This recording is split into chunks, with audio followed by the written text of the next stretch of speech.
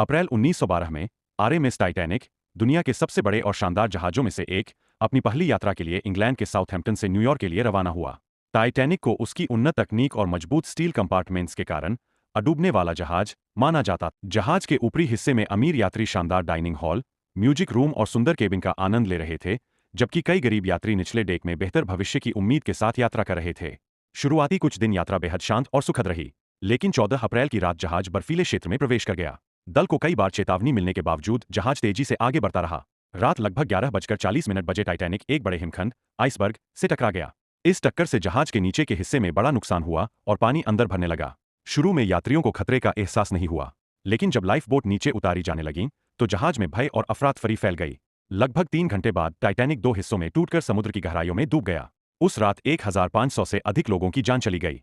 केवल लगभग 700 यात्री बच पाए, जिन्हें कारपैथिया जहाज ने बाद में बचाया।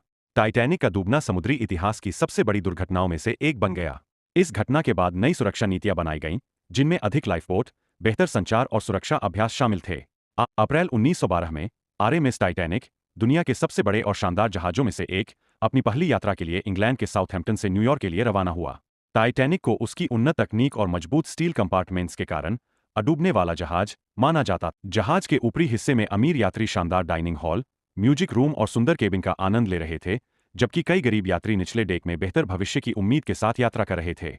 शुरुआती कुछ दिन यात्रा बेहद शांत और सुखद रही, लेकिन 14 अप्रैल की रात जहाज बर्फीले क्षेत्र में प्रवेश कर गया। दल को कई बार चेतावनी मिलने के बावजूद जहाज तेजी से आगे बढ़ता रहा। रात लगभग 11:40 बजे टाइटैनिक एक बड़े हिमखंड, आइसबर्ग, से टकरा गया। इस टक्कर से जहाज के नीचे के हिस्से में बड़ा नुकसान हुआ और पानी अंदर भरने लगा। शुरू में यात्रियों को खतरे का एहसास नहीं हुआ, लेकिन जब लाइफ बोट नीचे उतारी जाने लगी, तो जहाज में भय और अफरा-तफरी फैल गई। लगभग 3 घंटे बाद टाइटैनिक 2 हिस्सों में टूटकर समुद्र की गहराइयों में डूब गया। उस रात 1500 से अधिक लोगों की जान चली गई। केवल लगभग 700 यात्री बच पाए, जिन्हें कारपैथिया जहाज ने बाद में बचाया। टाइटैनिक का डूबना समुद्री इतिहास की सबसे बड़ी दुर्घटनाओं में से एक बन गया।